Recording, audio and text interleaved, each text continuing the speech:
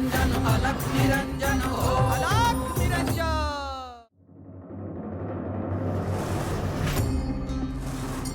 गोरक्ष, तुला ते सगळे बालपणीचे दिवस सहज आठवतील. आज इतक्या काळानंतर तू तिथे गेला आहेस, तर श्री दत्तात्रयांकडून जे जे ग्रहण करता येईल ते करून घे. कारण श्री दत्त महाराज म्हणजे ज्ञानाचा अथांग सागर आहे.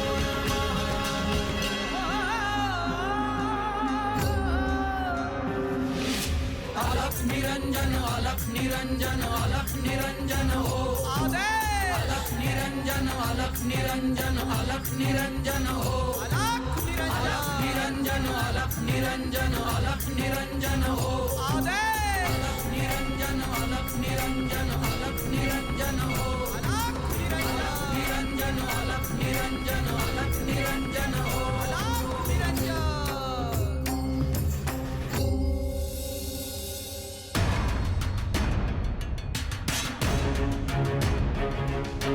जटाधारं पाण्डुरङ्गं शूलहस्तं कृपानिधिं सर्वरोगहरं देव दत्तात्रेयमहं भजे।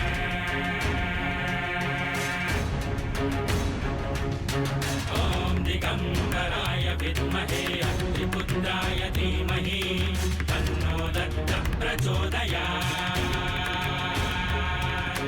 ॐ दिगम्बराय विद्महे अग्निपुत्राय धीमहि तन्नो दत्तः प्रचोदयात्।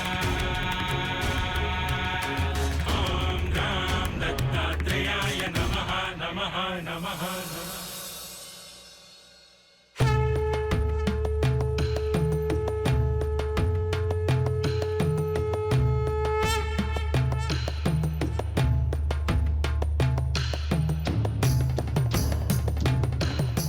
देवी इथेही नाहीयेत. देवी आणि श्रीनाथ सतत एकत्रच असतात. माई, अगं तू काहीतरी बोल ना. मी काय बोलू? अगं राजसभेची कामं राहिली आहेत. देवी श्रीनाथांसोबत आतल्या कक्षात असतील. हे बघ, आता त्यांच्या संसाराची घडी बसलेली आहे. त्यांचे सुखाचे दिवस आहेत. आता आम्हाला संसाराविषयी काय माहिती? आम्ही कसं समजायचं? त्यांचं काहीतरी भविष्याचं नियोजन असेल. ठीक आहे, आपण निघूयात. आपापली कामं करूयात. हो. थांबा.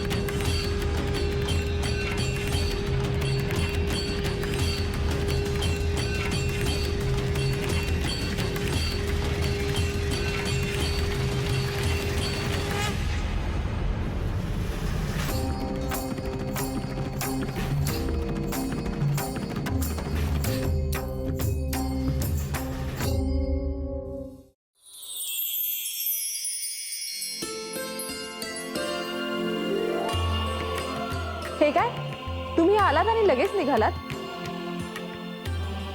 देवी, आम्हाला वाटलं आपण आतल्या कक्षात असाल. सगळी कामं कशी सुरू आहेत? हो, सुरळीत चालू आहे. काही समस्या? नाही. तुम्हाला वाटत असेल ना माझं राज्यकारभाराकडे लक्ष नाही, हो ना? असं काही नाही. मी राज्यासोबत माझ्या भविष्याचा विचार करते.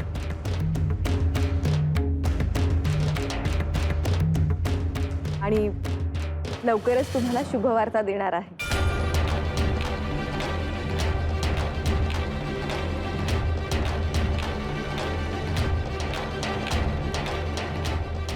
कसली शुभवार्ता देवी? योग्य वेळी सांगेन. आम्हाला उत्सुकता आहे. देवी, आपण आनंदी आहात हेच आमच्यासाठी खूप आहे.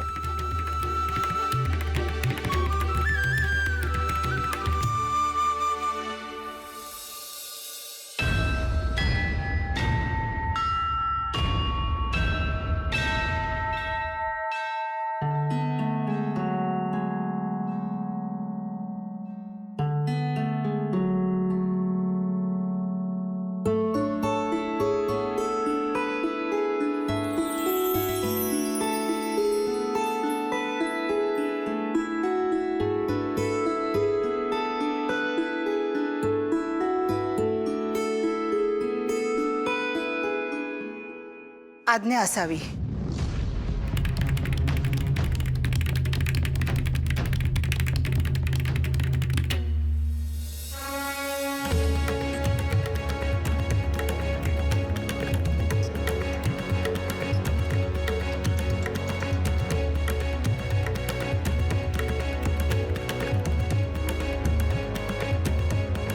साऱ्या विश्वाचा प्रतिपालक तू, दुःखाचा संहारक तू, वेदांचाही कारक तू, शिव हर शंभू, नवनारायण अवतार तू, दीनदुबळ्यांचा दाता तू, गुरुशक्तीचा सेवक तू, शिव हर शंभू.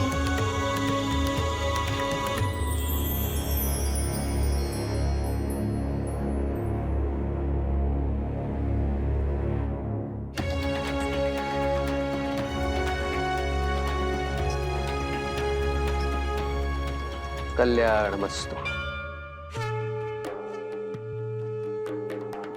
बैस.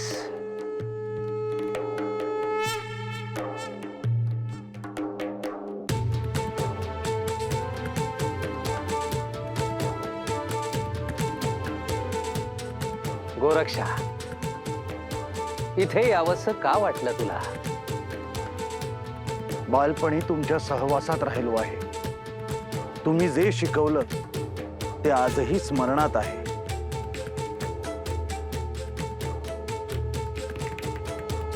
तेव्हा आणि आता मध्ये खूप अंतर आहे गोरक्षा. आता तू एक परिपक्व योगी झाला आहेस.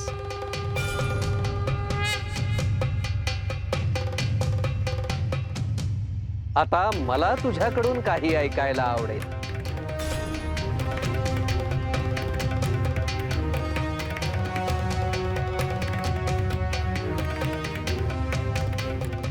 हे प्रभू, आपण मला 4 शब्द सांगावे अशी विनंती आहे. त्यानंतरच मी काही बोलू शकेन.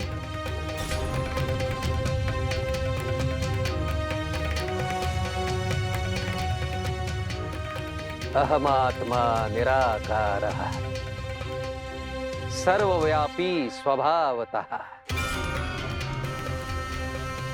मीच आत्मा निराकार आहे, सर्वव्यापी आहे. परमात्मा हा दिव्य प्रकाशमान आणि शरीर विरहित आहे. तो अत्यंत शुद्ध निर्मळ आहे. तो अनंत आहे, सुख दुःखातीत आहे.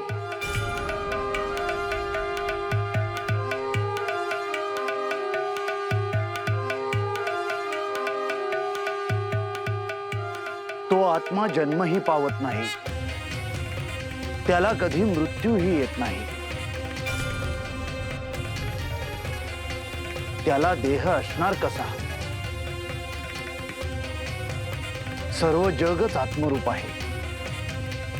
आतून बाहेरून तो चैतन्य स्वरूप आहे.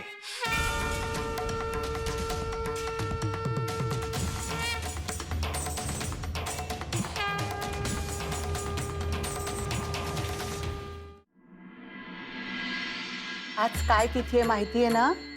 माई, आमचं कुठे काही लक्ष असतं? हो ना. आणि माई, तू का तिथे विचारतेस? माई, तू उपवास करणं सोडून दे बरं आता. हो. अगं असं काय करताय? आज प्रतिपदा आहे.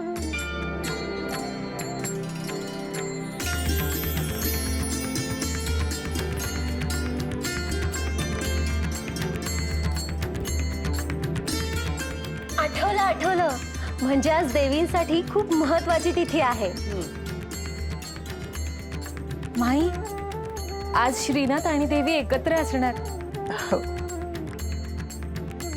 पण मला एक समजलं नाही माई. देवींच्या शरीरात श्रेष्ठ आत्मा कसा प्रवेश करणार?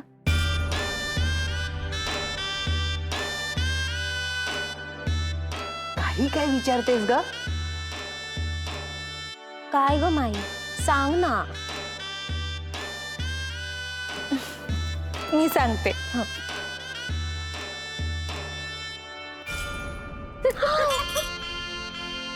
खरंच? अगं लतिका, अजून काही शंका आहे? माई, मलाही विवाह करायचा आहे. आता स्त्री राज्यात जो पहिला पुरुष येईल ना, त्याच्याशी तुझा विवाह करू. पण तो दिसायला ना श्रीनाथांसारखा हवा. ए, हळू बोल.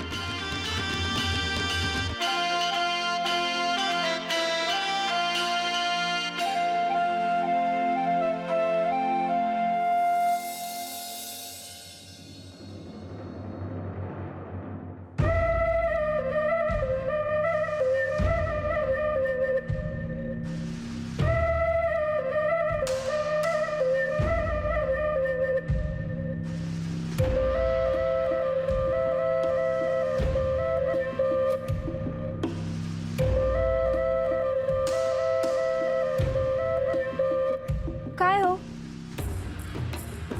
अजून आला नाही का गहिनी? त्याचीच वाट बघतोय.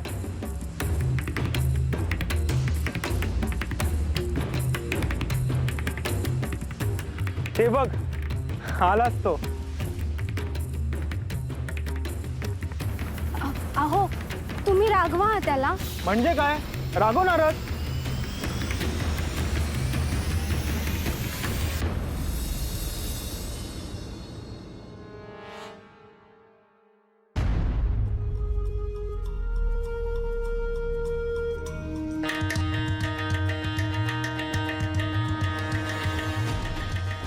काका, काकी, ह्यो दिसला म्हणून घरा परतूर आलो.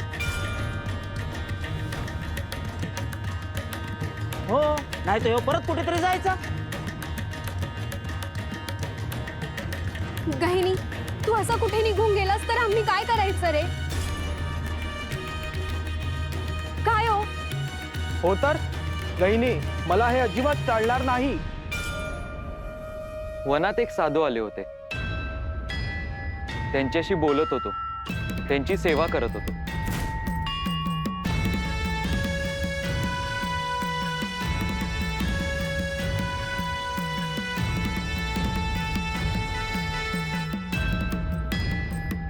अरे, घरात आई बाप असताना बाहेरच्यांची कसली सेवा करतोस रे?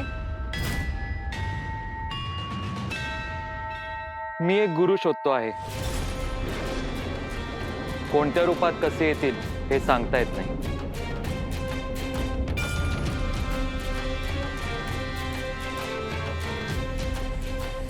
काकी याचं लगीन लावून टाका एकदा, म्हणजे समजा व्यवस्थित होईल. तेच करणार आहे आता. तुम्ही घरी जा आता आणि लग्न वगैरे काही नाही.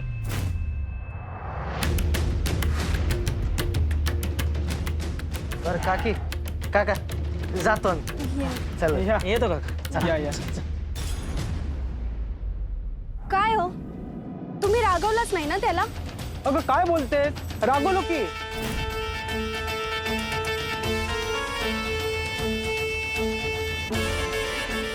गहिनीला खरं काय ते अजून ठाऊक नाही.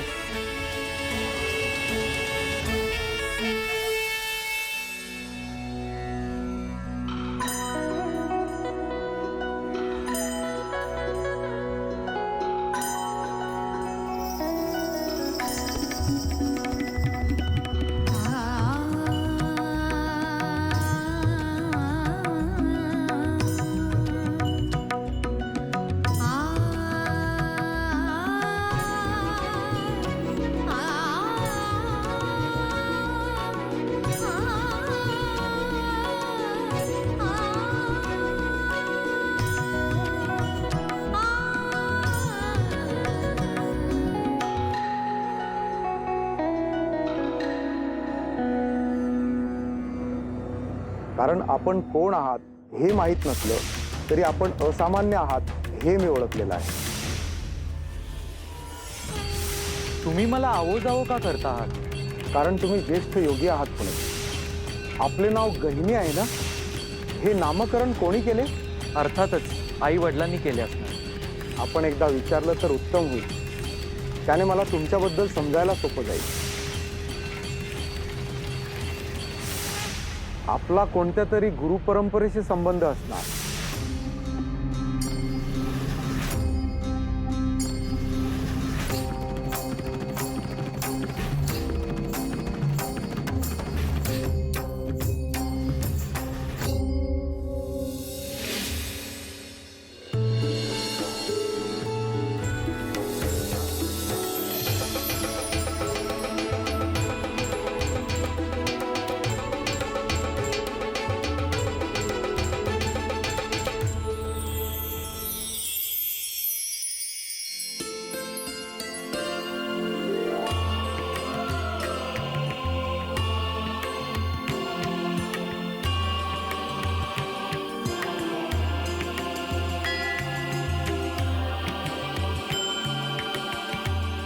आज प्रतिपदा आहे. तुझी माता होण्याची जी इच्छा होती ती ह्या रात्री पूर्ण होणार.